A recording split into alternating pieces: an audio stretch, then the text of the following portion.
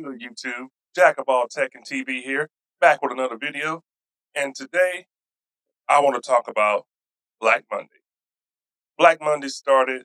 We've already had some firings. Doug Peterson is out of there. The Giants are keeping Brian Dable for reasons only been known to them.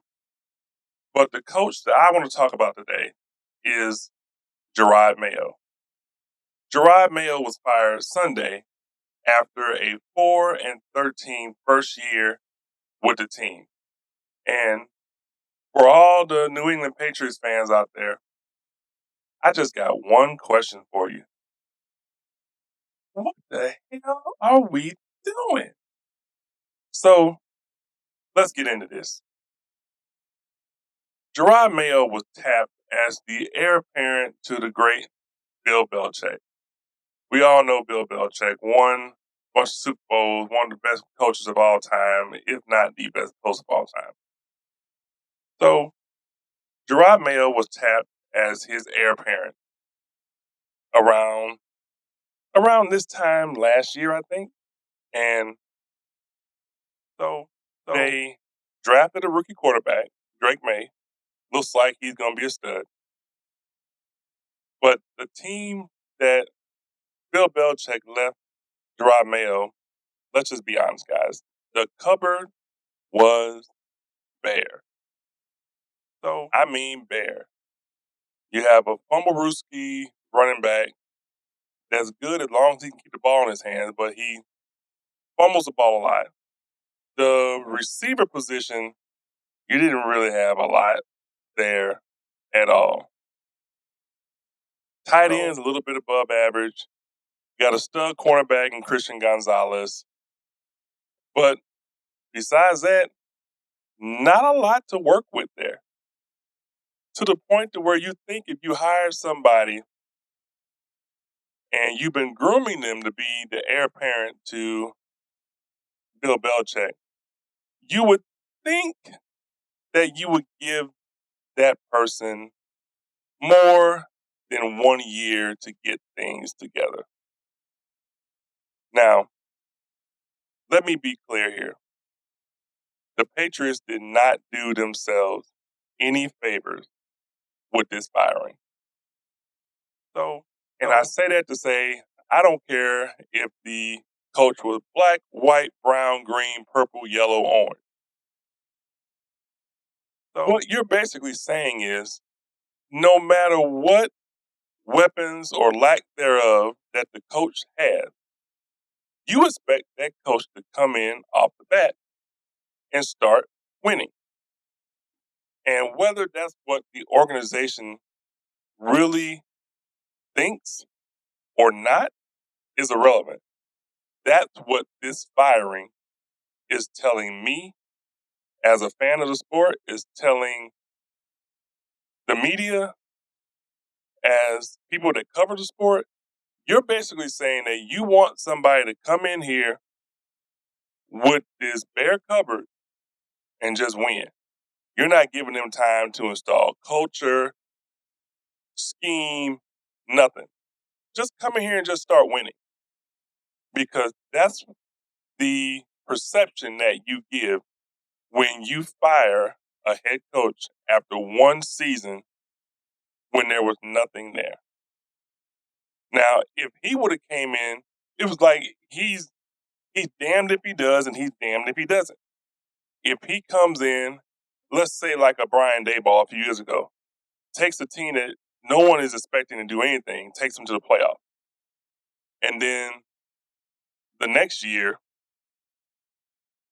the team isn't as good and they don't go to the playoff. Based off of what you did here, you're expecting greatness from the jump. And when I say you're, I mean Patriots ownership. Now, I think the Patriots really screwed themselves with this firing. And let me explain. If I'm a hot young commodity head coach, let's say Ben Johnson or Aaron Glenn, we'll just do one on each side of the ball to keep it simple. Ben Johnson from the offensive side, he's the offense coordinator of the Lions, and Aaron Glenn, he's the defensive coordinator of the Lions. Let's just keep it simple.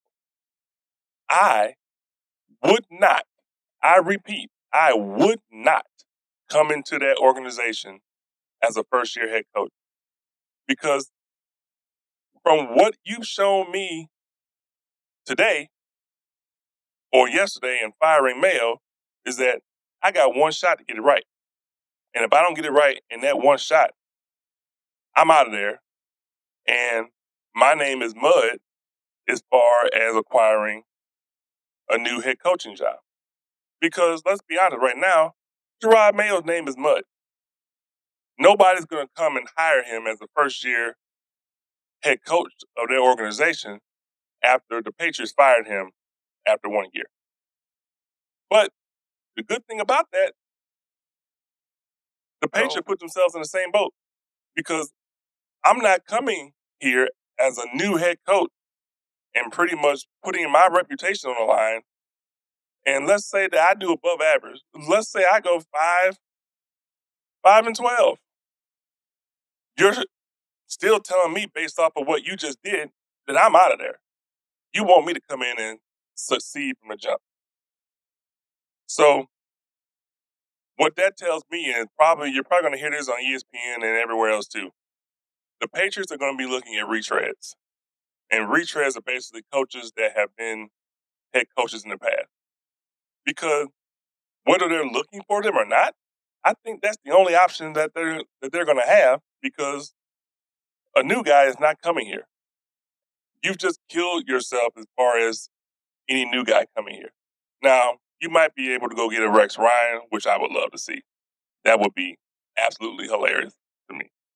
Or all the torture that the Patriots gave him during his coaching tenure, for him to now be the head coach in New England, I would absolutely love to see that. So you can go get him. Maybe you want Mike Vrabel.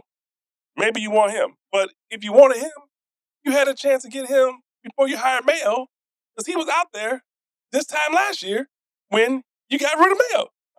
When you hired Mayo.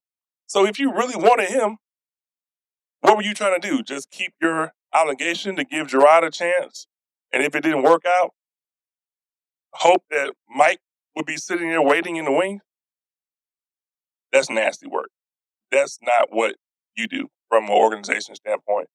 And I think even though these coaches go against each other on the field, there is a collective brotherhood there to where they talk about how organizations treat them and how the culture is inside these organizations and pretty much tell them where you don't want to go unless they give you guaranteed 3 years to install your culture. Guaranteed first 3-year contract money-wise. It's going to take a whole bunch of security for the next guy to come in there. Because you almost turn firing Jerod Mayo into a verb. Don't get Mayo. Don't get Mayo. Because you can't sit here and tell me, anybody from the outside looking in, you can't sit here and tell me that he got a fair shot.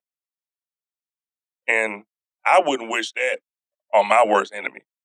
So I think that the Patriots have put themselves in a bad position as far as finding the next guy. Maybe the next guy comes from within. Maybe you go get Bill's son, give him a crack. Or somebody that's been in that organization. Maybe Draper will take it and run with it and everything will be great. And these conversations are a moot point. But so I think this personally was I don't want to say, yeah, I do. This was stupid. Because if you wanted to do this, you should have just given anybody a chance. Like, I don't think this was a smart firing at all. But maybe the Patriots get it right on the back end. But I'm going to be very interested to see who they get to come in and coach that organization based off of the way that Jerod Mayo and his staff were treated after only 1 year of culture installing. But that's all I got to say on this topic, guys. I'm the Jack of all tech, talking all things tech and TV. And if you like the content, please give me a like and subscribe. I got more videos coming up, especially we're going to talk about the Brock Purdy contract coming up soon and anything else popular in the land of sports and tech. And until the next time, guys, peace.